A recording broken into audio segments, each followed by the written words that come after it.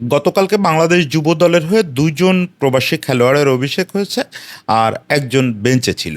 এই একজন বেঞ্চে ছিল আর একজন মাঠে ছিল, এরা দুজন আবার যমজ ভাই, রোনান আর ডেকলান। দুজনই সুলিভান। সুলিভানরা চার ভাই কিন্তু বিখ্যাত, মানে বরং এই দুই ভাইয়ের চেয়ে তাদের বড় ভাইরা খুব বিখ্যাত। বিশেষ করে কুইন সুলেভান, কাভান সুলেভান, ওরা তো নাম করা দুই সুলেভান। এক সুলেভান রীতিমতো আমেরিকা দলে। তো এইরকম অবস্থায় রোনান স্লোভান আর ডেকলান স্লোভান ওরা বাংলাদেশ জাতীয় দলে কালকে ডেকলানের অভিষেকটা হয় নাই, বেঞ্চেই ছিল। আর রোনান মাঠে নামছে, নেমে দুইটা গোল করছে, অবিশ্বাস্য দুইটা গোল করছে। একটা যে ফ্রিকিক গোল করছে, যদি ওর হেডটা নিয়ে বেশি কথা হচ্ছে, আমার কাছে ফ্রিকিক গোলটাকে মানে একদম সাবলাইম ইন্টারন্যাশনাল স্ট্যান্ডার্ড একটা গোল মনে হয়েছে। এবং তার যে খেলাটা ডি বক্সের মধ্যে, নাম্বার নাইন নাম্বার নাইন বলে আমরা প্রচুর চিৎকার করছি না, এরকম নাম্বার নাইন আমি সাবকন্টিনেন্টে খুব একটা দেখি নাই। এইরকম number nine, perfect number nine. কিন্তু ঘটনা হচ্ছে, এই ঘটনা তো এখন আমাদের জন্য খুব অনিয়মিত না, খুব চমক জাগানো না যে প্রবাসী ছেলেরা আসতেছে। এই যুবদলেই বললাম না, তিনটা ছেলে কালকে নতুন জয়েন করছে, দুটার অভিষেক হচ্ছে আর একটা ডেকলান সাইড লাইনে ছিল। আর জাতীয় দলে তো অলরেডি চার পাঁচজন অভিষেক হয়ে গেছে, এর ভিতরে কয়েকজন দলের স্তম্ভে পরিণত হয়েছে। হামজা চৌধুরী তারা নিয়ে কথা না বলে, এছাড়াও পাইপলাইনে বেশ কয়েকজন খেলোয়াড় আছে, বেশ কয়েকজন। জাপান থেকে শুরু করে পৃথিবীর হেন কোনো প্রান্ত নাই যেখান থেকে আমাদের প্রবাসীরা রক্তের টানে ফিরে আসতেছে না। কিন্তু রোনান ডেকলান কিসে টানে ফিরল? রোনান ডেকলান তো সরাসরি রক্তের টান তাদের নাই। আমি আজকে একটু আপনাদেরকে বলি, এই যে মায়াটা, এই যে লাল সবুজের প্রতি মায়াটা, রোনান আর ডেকলানরে কালকে দেখছেন ন্যাশনাল ফ্ল্যাগটা নিয়ে খেলা শুরুর আগে দুজনে দর্শকদের দিকে কিভাবে দেখাচ্ছিল। দুজনের সোশ্যাল মিডিয়ায় কালকে স্ট্যাটাসগুলো দেখছেন যে কি একটা এক্সাইটমেন্ট ওদের ভিতরে, বাংলাদেশের হয়ে খেলবো, কোথায় কোথায় বাংলাদেশের ফ্ল্যাগ পোস্ট করতেছে। শুধু তাই না, কুইন কুইন নাকি কাভান, যে কোনো একটা সুলেভান, সে মনে হচ্ছে ধারাভাষ্য দিচ্ছে। সে টুইটারে মুহূর্তে মুহূর্তে জানাচ্ছে তার ছোট দুই ভাই কী করতেছে। ছোট দুই ভাইয়ের ন্যাশনাল টিম অভিষেক হয়ে গেছে, বাংলাদেশ বাংলাদেশ করে সেও পাগল। মানে কোথায় কিসের মার্কিন যুক্তরাষ্ট্র আর কোথায় কিসের ইন্টারন্যাশনাল বিশ্বকাপ অমুক তমুক, কিচ্ছু এদের মাথায় নাই, এদের মাথায় শুধু বাংলাদেশ। এটা কীভাবে হলো? ধরেন হামজারটা ব্যাখ্যা করতে পারেন আপনি, যে হামজার মা সরাসরি বাংলাদেশি মেয়ে। হামজা যে বাবার কাছে মানুষ হয়েছে এবং যে তার সবচেয়ে প্রিয় মানুষ, সে বাবাও বাংলাদেশি মানুষ। জামাল ভাই থেকে শুরু করে সবারটা ব্যাখ্যা করা যায়। যারা আসতেছে, সৌমিত তো জন্মের পর থেকে বহুবার দেশেও আসছে, এদের সবারটা আপনি ব্যাখ্যা করতে পারবেন। সুলেমানেরদেরটা, সুলেভানের মাও বাঙালি না, বাবাও বাঙালি না, সুলেভান রে মায়ায় পড়লো কীভাবে? এই যে আমাদের সবুজ সুশীতল বাংলাদেশের মায়া, এই মায়ায় পড়লে তো আপনি আর এড়াইতে পারবেন না। যতই গালিগালাজ করেন, যতই বলেন দারিদ্র, নোংরা, এই কোনো লাইফের নিরাপত্তা নাই, কিন্তু মায়া খুব ভয়ানক জিনিস, বাংলাদেশের মায়া। এই মায়া ওরা পড়লো কী করে, সেই গল্পটা আজকে একটু করব, যে রোনান ডেকলান এবং চার ভাই সুলেভান, ওদের মায়ায় পড়ার গল্পটা কী।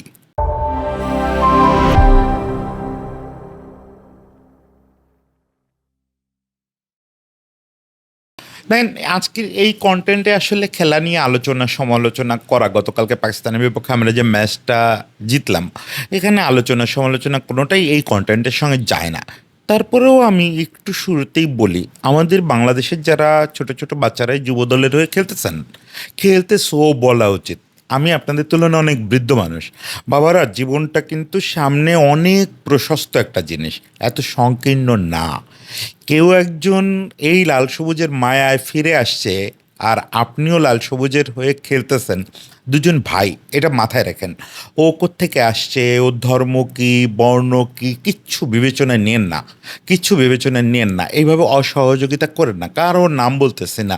ডিবক্সের মধ্যে রোনান রে ওরা আটকাতে না পারলে আমরা আটকায় দিব, এই যে মানসিকতা, রোনান রে ফ্রি কিক নিতে দিব না, এগুলো আপনাদের বড়রা করে অলরেডি ডুবছে রে ভাই।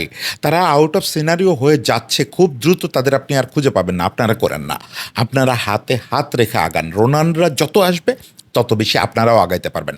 ওকে, এই ইঙ্গিতপূর্ণ কথাটা আমার ধারণা আপনারা বুঝতে পারবেন। আমরা এবার রোনান ডেক্লানের কথা বলি যে ওরা কীভাবে বাংলাদেশের মায়ায় পড়লো। বাংলাদেশে মায়া পড়ার কোনো কারণ নাই, কোনো কারণ নাই। কারণ আপনাকে সাধারণ সায়েন্স বলবে যে হয় বাবার কাছ থেকে গল্প শুনে, না হলে মার কাছ থেকে গল্প শুনে। এভাবেই মানুষ শেকড়ের মায়ায় পড়ে। জামাল ভাইয়ের কথা বলেন, হামজার কথা বলেন, সমিত, ফাহিম, জায়ান, সবার ঘটনা এক। সবাই বাবা মা মার কারো কাছ থেকে গল্প শুনতে শুনতে মায়ে পড়ে গেছে। ছোটোবেলায় এক দুইবার আসছে, ওই যে জামাল ভাই ছোটোবেলায় আসতো, এসে নদীতে গোসল করছে, ওইটা তার মাথা থেকে যায় নাই। কিংবা হামজা ছোটোবেলায় আসছে, এখানে মক্তব্যে পড়ছে, মাদ্রাসায় 1 বছর পড়ছে। এটা অনেকে কিন্তু জানে না, হামজা কিন্তু তার প্রথম কোরআন শিক্ষা কিন্তু পবিত্র কোরআন শরীফ শিক্ষা কিন্তু এই সিলেটে। সে এখানে কোরআন শরীফ পড়তে শিখছে, ওই জিনিসটা তার মাথা থেকে যায় নাই, ওই যে মক্তব্যে যাওয়ার দৃশ্যটা। বলে বাংলাদেশ তার কাছে একটা মক্তব্য, বাংলাদেশে যাওয়া মানেই হচ্ছে ধর্মের কাছাকাছি যাওয়া, প্রাণের কাছাকাছি যাওয়া। কিন্তু রোনান ডেক্লান, কাভান, কুইন, ওদের তো বাবাও বাঙালি না, মাও বাঙালি না। তাহলে ওরা জন্মসূত্রে মানে রক্তসূত্রে বাংলাদেশের একটা উত্তরাধিকার বহন করে। সেটা হচ্ছে ওদের নানি বাংলাদেশি, বাংলাদেশের একজন অতি কৃতবিদ্য নারী উনি, ওদের নানি। সেই নানির কারণেই ওরা এই মায়াটায় পড়ছে। সেটার জন্য ওদের ফ্যামিলির একটা অদ্ভুত চক্রর দায়ী। ওদের নানি, যেটা বললাম যে অত্যন্ত কৃতবিদ্য মানুষ ছিলেন, নিজে বিজ্ঞানী, বিজ্ঞানের গবেষক ছিলেন, ইউএনএ চাকরি করছেন একসময়, পরে ইউএসএতে থিতু হয়েছেন। তিনি আবার বিয়ে করছেন একজন বিখ্যাত জার্মান বিজ্ঞানীরে। এই জার্মান বিজ্ঞানী, আমি এই জার্মান নাম মনে রাখা আমার জন্য খুব চ্যালেঞ্জিং। এই জার্মান বিজ্ঞানী ভদ্রলোক এতটাই বিখ্যাত যে ওনার নামে 2-4টা ছোটো বড় থিওরিও আছে। উনি আমেরিকার ডার্কসাইটে পদার্থবিজ্ঞানীদের একজন। তো এই নানি আর নানা, এখন নানি নানার সঙ্গে তো নানি নানার কারণে, নানির কারণে কেউ তার শেকড়ের গল্পে চলে যাবে আমেরিকা ছেড়ে। আমেরিকার মতো ভোগ্য বিলাসের যে দেশ, এটা ছেড়ে। এটা একটু বিস্ময়কর মনে হয় না? না, এখানে একটা টুইস্ট আছে। টুইস্টটা হচ্ছে এই সুলেভানদের মা এবং বাবা, ওর মাও কিন্তু অ্যাথলেট, যদিও অ্যামেচার অ্যাথলেট, একসময় প্রফেশনাল খেলাধুলাই করছেন। কিন্তু ওর মা জাতিসংঘের চাকরিজীবী ছিলেন, উচ্চপদস্থ কর্মকর্তা ছিলেন। তিনি মূলত আফ্রিকান বিভিন্ন দেশে পোস্টেড থাকতেন সারাটা সময়, ফলে সন্তানদের সময় দিতে পারতেন না। সন্তানরা একদমই মাকে সেভাবে পায়নি। আর বাবা, তিনি তো আপনারা জানেনই যে আমেরিকার মোটামুটি নামকরা ফুটবল কোচ, নিজে একসময় ফুটবল খেলছেন। বাবাও বাড়িতে তেমন সময় দিতে পারেন না। বাবা যেটুকু সময় দেন ফুটবল নিয়ে সময় দেন, ছেলেদের ফুটবল শেখান, ফিলাডেলফিয়ায় নিয়ে যান, ওরা মূলত ফিলাডেলফিয়া বেস, ফিলাডেলফিয়ায় নিয়ে যান, এই একাডেমিতে ভর্তি করেন, অমুক তমুক। কিন্তু বাচ্চাদের তো গল্প দরকার, বাচ্চাদের তো বড় হয়ে ওঠার জন্য মা বা মাতৃত্বের স্নেহ দরকার। ওটা কোথায় পেয়েছে? ওটা পেয়েছে নানির কাছে। ওরা, আমি বহু আগে, তখন কুইন কাভান আলোচনায় আসে নাই। সেই সময় আমেরিকান এক প্রবাসী বাংলাদেশি রেস্টুরেন্ট ব্যবসায়ী, উনি ফেসবুকে একটা কন্টেন্ট করছিলেন এই কুইন বা কাভান কারোর সঙ্গে আলাপ করে। সে ওই আলাপ করতে করতে একটু একটু ভাঙা ভাঙা বাংলা বলতেছে, নানির কথা বলতেছে, কথায় কথায় নানি, কথায় কথায় নানি। মার কথাও বলে না, বাবার কথাও বলে না, নানি আমাদের এই শিখাইছে, নানি বলছে বাংলাদেশ মানে এই, বাংলাদেশ মানে বিরিয়ানি। ওই লোক আবার রেস্টুরেন্ট ব্যবসায়ী, তো উনি বলতেছেন আমি বিরিয়ানি দিলে আপনি খেতে পারবেন।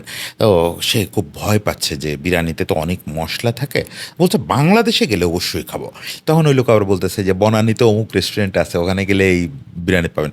বলছে যত কষ্টই হোক বাংলাদেশে গিয়ে খাবো, কারণ নানি বলছে যে এটা খেতে হবে। মানে ওর ওই যে কথাবার্তার ভঙ্গি, ওইটা থেকে আমি প্রথম ফিল করলাম, আমি জানতাম না যদি সবগুলো ভাইয়ের অবস্থা এটা। আমি ভাবছিলাম যে ওই ছেলেটা রোমান্টিক বেশি, ওই নস্টালজিক, মানে নানির গল্প শুনতে শুনতে ও পুরোপুরি বাংলাদেশি হয়ে গেছে। মননে, কল্পনায় ওর ইউটোপিয়ান যে জগৎ, সেই জগৎটা বাংলাদেশ। এটা অদ্ভুতভাবে ওর সব কয়টা ভাইয়ের মধ্যে সংক্রমিত হয়েছে। এই দুটা তো রোনান আর ডেক্লান তো যমজ, এই দুটার মধ্যেও সংক্রমিত হয়েছে। ওরা বাংলাদেশি বোঝে। দেখেন, একটা ছেলে ইউএসএ, এটা তার প্লাস সেকেন্ড জেনারেশন। এই সেকেন্ড জেনারেশন, আর আপনি যদি বাপের দিক থেকে দেখেন তাহলে থার্ড ফোর্থ জেনারেশন। অ্যাকচুয়ালি তাদের বাংলাদেশে আসার কোনো যুক্তিই নাই। এবং ছেলে দুটোর বয়স 18, ওর তো যমজ দুটো ছেলেরই বয়স 18, ফিলাডেলফিয়ায় খেলে। এখন ফিলাডেলফিয়া ইউনিয়ন হচ্ছে ইউএসের মেজর সকার লিগের টপ দলগুলোর একটা। ফিলাডেলফিয়াতে খেলেই ওর বড় দুই ভাই টপ লেভেলে গেছে। এখন অনায়াসে রোনান ডেকলান, আমি জানি যে হয়তো আপনারা বলবেন যে না, রোনান ডেকলান ইউএস ন্যাশনাল টিমে খেলার সামর্থ্য রাখে না। 18 বছর বয়সী একটা ছেলে সম্পর্কে এই সিদ্ধান্ত নিয়ে ফেলা যায়? বিশেষ করে কালকে রোনান যা খেললো, এতে এই সিদ্ধান্ত নিয়ে ফেলা যায়? না, যায় না। আমি নিশ্চিত রোনান ডেকলানও এই সিদ্ধান্ত নেয় নাই যে আমরা আর পারবো না। অন্তত 22-23 হলে তারপরে মানুষ এই সিদ্ধান্ত নেয় যে না, আমাদের বয়সভিত্তিক দলেও ডাকলো না, জাতীয় দলেও ডাকলো না, জায়গা বাংলাদেশে। দে আর স্টিল কিড। তারা এই বয়সে ডিসিশন নিয়ে নিয়েছে যে যেহেতু আমেরিকার কিছু খেলি নাই, যাই গিয়া দেশে যাই। আরে তোর দেশটা কি? ওর দেশ হচ্ছে ওই নানির বলা স্বর্গ। যে নানি ওদের মনের ভিতরে একটা স্বর্গের ধারণা ঢুকায় দিছে যে এই স্বর্গে গেলে তোমরা তোমাদের মাতৃভূমিতে ফিরে যাবা, ওইটাই তোমার মাতৃভূমি। ওইখানে সবুজ গাছ আছে, নদী আছে, মানুষের ভালোবাসা আছে। হ্যাঁ, ওরা গরিব, ওরা ঠিকমতো খাইতে পায় না, ওরা হয়তো সে ঠিকমতো সভ্য না, ওরা লাইনে দাঁড়াতে শেখে নাই, ওরা লিফটে উঠে গাদাগাদি করে, ওদের ওখানে লোকেদের নিরাপত্তা নাই। সব কিছুর পরেও বড় দুটো জিনিস আছে, ভালোবাসা আছে আর মায়া আছে। ওইটানে তোমাদের ফিরতে হবে, এবং ওরা ফিরে আসছে। আমার ধারণা কুইন কাভার্নোর যদি সুযোগ থাকতো চলে আসতো। 4 ভাই দেখতেন এসে লাইন দিয়ে আছে।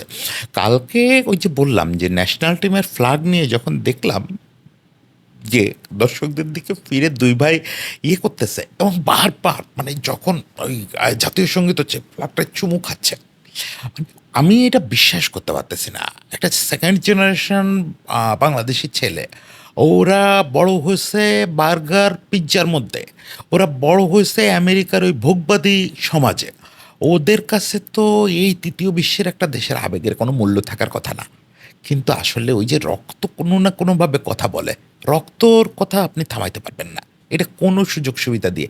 দেখেন ছেলে দুটো বাংলাদেশে এসে যে জায়গায় প্র্যাকটিস করছে, যে উত্তাপের মধ্যে, এখন মার্চ শেষ হইতে ধরছে, যদিও এবার মার্চের শেষে একটু ঠান্ডা ঠান্ডা, কিন্তু পরিবেশটা তো দূষণ এখনও বাংলাদেশে বোধহয় ঢাকা শহর বোধহয় পৃথিবীর র্যাঙ্কিংয়ে 3-4-এ আছে। ওরা আসছে কি সুন্দর ফিলাডেলফিয়ার ওই বাতাস থেকে, এখানে ঘামতেছে দরদর করে, হাতের কাছে অত সুন্দর সুন্দর ড্রিঙ্কস নাই। আমাদের বয়সভিত্তিক দলগুলো কেমন সুযোগ সুবিধা পায় তা তো জানেনি। ওরা এখানে এসে ওই ফ্ল্যাগের জন্য ওই লড়াইটা করে যাচ্ছে। ডেকলান ও বেঞ্চে বসে আছে, ও তারপরেও ও ন্যাশনাল টিমের জন্য খেলতেছে। কাভান বা কুইন এই মনেই করতে পারতেছে না, ও বলতেছে যে বাংলাদেশের জন্য আমার ভাইদের এই লড়াই সফল হবেই একদিন। রোনান ম্যাচের পরে ছবি পোস্ট করে লিখছে যে আমাদের যাত্রা কেবল শুরু হলো। আমাদের লিখছে, কিন্তু আমরা কনকোয়ার করছি, আমরা রাইজ করছি, আমরা জেগে উঠছি। এখন এই বলতে কি দুইবার কথা লিখছে না পুরো টিমের কথা লিখছে আমি জানি না। ও হয়তো পুরো টিম বোঝাতে চাইছে, এই যে পুরো টিমকে অন করতেছে। আমি আবারও বলি এই বাচ্চাদের, যারা ওদের সঙ্গে খেলতেছো বাবা, আমি তোমাদের বলি প্লিজ প্লিজ প্লিজ এই ওদেরকে অন্য কেউ ভাইব না। ওরা যতটা মায়া নিয়ে এখানে আসছে, আমরা যারা এখানেই জন্মাইছি, এখানেই বড় হচ্ছি, আমরা কিন্তু আসলে কুয়োর মধ্যে আসি, আমরা জানি না। দেখো, ওরা যদি কোনো কারণে দুইটার একটাও আমেরিকা দলে ডাক পেত, তাহলে বিশ্বকাপ খেলুড়ে একটা দেশের প্রতিনিধিত্ব করতো ওরা। কে জানে, হয়তো বিশ্বকাপ মঞ্চে খেলতে নেমে যেত। আর জীবনে কোনো দিন অত বড় মঞ্চে নামতে পারবে? এশিয়া কাপও খেলতে পারবে কিনা এটা তো আমরা নিশ্চিত করে বলতে পারতেছি না। খেলা উচিত, ওরা যেই যাবে টিমে, আমাদের টিম তো অন্য লেভেলে চলে যাবে, খেলবে হয়তো, কিন্তু সেটাও তো নিশ্চিত কিছু না। ওরা কিসের আশায় আসছে? শুধুমাত্র ওই ফ্ল্যাগটারে ভালোবেসে আসছে। ওরা যে ম্যাচ ফি পাবে সেটা কি ওদের দুজনের যাতায়াত খরচ, ফ্লাইট কস্ট উঠবে? উঠবে না। এটা তো যারা টিমে আসো প্রত্যেকে জানো যে তোমরা কয় টাকা ম্যাচ ফি পাবা। তাহলে ওরা কী পাবে? এখানে কেন আসছে? ভালোবাসাটা পাবে। হ্যাঁ, এটাও কিন্তু ওরা গ্যারান্টেড ধরে আসে নাই যে লোকেরা সত্যিই ওদের এরকম জড়ায় ধরবে, ওই জায়গাটায় মালদ্বীপে পর্যন্ত দর্শকরা ওদেরকে ওইভাবে জড়ায় ধরবে। এগুলো কি ওরা ভাবছে? ওরা জানতো না তো। এখন এসে দেখতেছে বাড়তি একটা বোনাস পাইছে মানুষের ভালোবাসায়, ওরা তো আসছে শুধু মায়ের সন্ধানে। ফলে এটার সবাই রেসপেক্ট করতে হবে। আর সবাই হাতে হাতে না রাখলে জেতা যায় না। ফুটবল কোনো দিনই এই কালকে রোনান যেটা করছে এটা তো রোজ হবে না যে ও বিচ্ছিন্ন দুটো ঘটনা ঘটায় দুটো গোল করছে, একটা হেড করছে, একটা ফ্রি কিক করছে। এ দুটো একক নৈপুণ্যের জিনিস, কিন্তু ফুটবলকে সেভাবে খেলা যায়? যারা ফুটবল খেলে তারা জানো না যে প্রত্যেককে অংশ নিতে হয়। আমি দেখলাম একজন লেফট সাইড থেকে দৌড়াচ্ছ, অবশ্যই আমি আশা করছিলাম ডেকলানকে ওখানে অন্তত সেকেন্ড হাফে ডিপ্লয় করা হোক। ও সম্ভবত লেফট উইংয়েই খেলে। ওর লেফটে থাকা উচিত ছিল। যে ছেলেটা খেলছে ও খুব সুন্দর খেলছে, নাম বলতেছি না, খুব সুন্দর খেলছে, কিন্তু বল দেয় না। এই বক্সের মধ্যে কেউ রোনানকে বল দেয় না। এই কাজগুলো কেন ভাই? এই কাজগুলো তোমাদের সিনিয়ররা ফাহিমরে আটকানোর জন্য করছে, আরও জায়ানরে আটকানোর জন্য করছে, আটকাইতে তো পারে নাই। শেষ পর্যন্ত তারাই আমাদের অ্যাসেট হয়েছে। দেখো হামজা বয়স হয়ে যাচ্ছে, জামাল ভাই অলরেডি শেষের পথে। আমাদের কিন্তু নেক্সট জেনারেশন নেতৃত্ব দেবে। এই সমিত হয়তো আরও বেশ লম্বা সময় থাকবে, লম্বাও খুব বেশি না, কিন্তু নেতৃত্বটা যাবে কিন্তু মূলত ফাহিম, জায়ান, ডেকলান এদের হাতে, বা কিউবা। আমি যদিও কিউবা যতটা উচ্ছ্বাস ছিল ওকে নিয়ে ওর খেলা, সেটার জন্য খানিকটা বসুন্ধরার দায়ী। ওর খেলা এখনও ওই মার্কে মনে করি নেই, হবে হয়তো। এরাই নেতৃত্ব দেবে। ওরা একারা নেতৃত্ব দেবে? ফুটবলে কি তাই হয়? ফুটবলে দিন দুনিয়া কোনো 3-4 খেলোয়াড় নেতৃত্ব দিতে পারে? তোমাদেরও নেতৃত্ব দিতে হবে। এই বিশ্বনাথ নেতৃত্ব দেবে, এই যে তরুণ একটা ছেলে আবার ডাক পাইছে দলে, কোচ উল্টাপাল্টা করতেছে, জিকো নেতৃত্ব দেবে। আমাদের যারা লোকাল ছেলে, এই লোকাল আর প্রবাসীটা আলাদা করো না।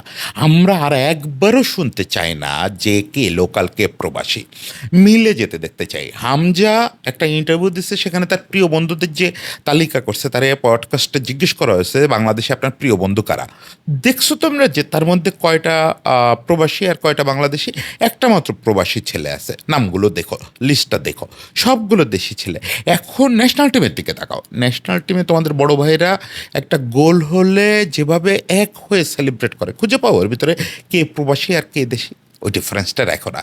ওই ডিফারেন্সটা রাখলে দেশ তলাবে, তোমরা তলাবা, আলটিমেটলি তোমরা হারায় যাবো, ওরা কিন্তু টিকে থাকবে। তো ওরা অনেক স্কিল নিয়ে আসছে, তা আমি আলাদা করতেছি না, তোমরাও স্কিলফুল, সবাই সবাইরে কোঅপারেট করো। আর রোনান ডেকলান, তোমাদের যে মায়া, তোমরা তো বাংলা বুঝো না নিশ্চয়ই। আমি যদি কোনো উপায় থাকতো বুকে জড়ায় ধরতাম রে বাবা, বুকে জড়ায় ধরতাম। আমি আমি আপ্লুত হয়ে গেছি, আমি আপ্লুত হয়ে গেছি। আমার যে স্বাভাবিক হিসাব ছিল, আমার জীবন নিয়ে যে বোঝাবুঝি ছিল, যে আসলে মানুষ শুধু ফার্স্ট জেনারেশনেই ওই সে করে ফিরতে চায়, কিন্তু নানির মুখে গল্প শুনে, এটা ওই ছোটোবেলায় শুনতাম যে ঠাকুমার মুখে গল্প শুনে, দাদির মুখে গল্প শুনে মানুষ কল্পনার জগতে চলে যায়। এই দুটো ছেলে রূপকথার জন্য দেশে চলে আসে, স্রেফ রূপকথা শুনে। এবং সেই রূপকথাটা সত্যি করার দায়িত্ব আমাদের। আমাদের অন্তত ওদের নানির কাছে যা যা শুনছে সেটা যেন মিথ্যা না হয়, যেন ওরা এই ধারণা না পায় যে নানি বলছে এই দেশের মানুষগুলো এত ভালো আর সেই দেশের মানুষগুলো এরকম করে, এইরকম যেন না হয়। সবাই ভালো থাকবেন। রোনান ডেকলান দুটো বাচ্চার জন্য অনেক শুভেচ্ছা, অনেক শুভেচ্ছা। ওরা কিছু করুক বা চাই নাই করুক, ওরা আমাদের মন জয় করার জন্য যা করা দরকার করে ফেলছে, যা করা দরকার করে ফেলছে। অনেক ভালোবাসা।